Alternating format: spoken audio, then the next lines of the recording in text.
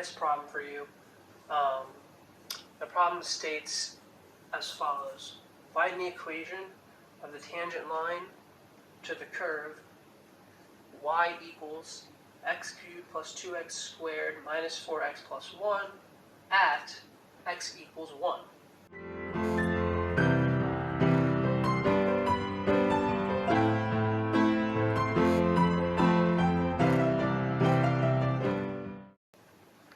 Okay. Well, because a tangent line to the curve means we have to take a derivative and evaluate it at a certain point. Here we have x equals 1. So we take the derivative of y with respect to x. This becomes y prime 3x squared plus 4x minus 4. So that's the derivative.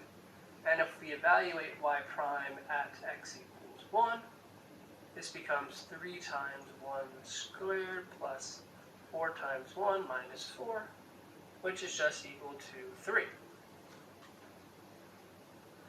Okay, so that means that at x equals 1, y prime is 3. Therefore, the slope of the tangent line to the curve at x equals 1 is 3. So I'll just write that here.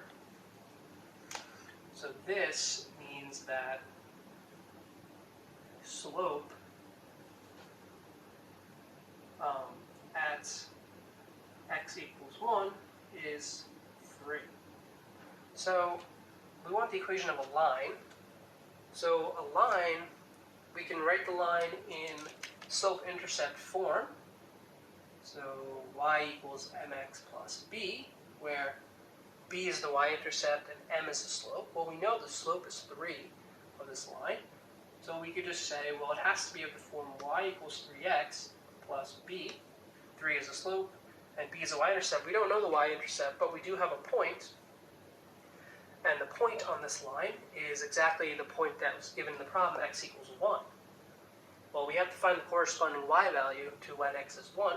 So we plug in 1 to here, and this will give you, let's see, y of 1, that's 1 plus 2 minus 4 plus 1.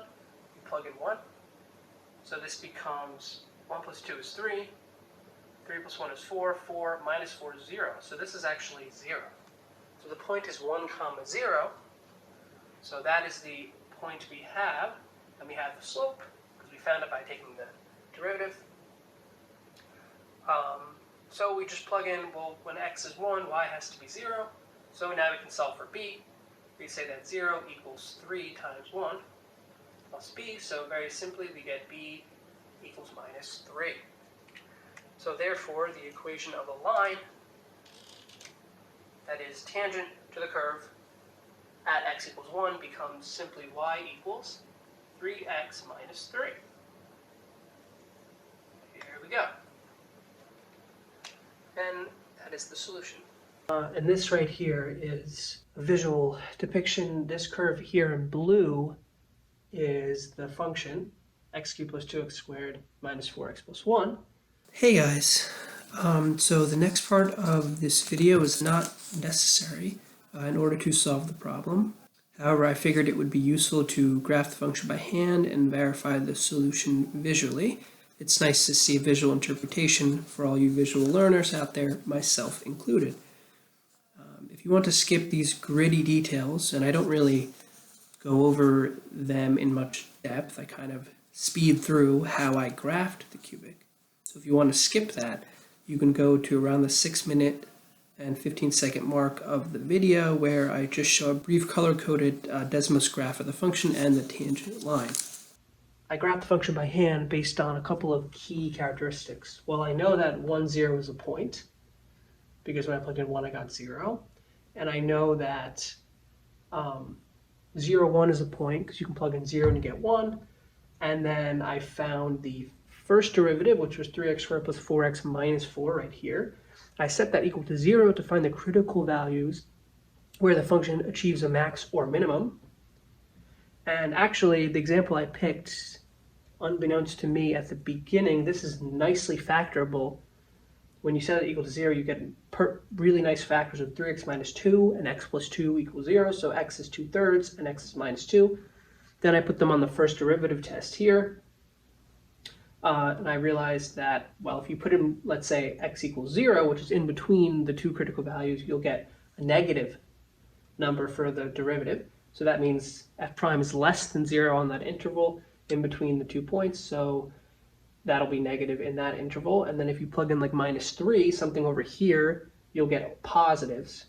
And then if you plug in like positive 1, 2, you can plug in any positive number here and you get a positive. So here's a max from positive to negative. And then from negative to positive, we have a minimum.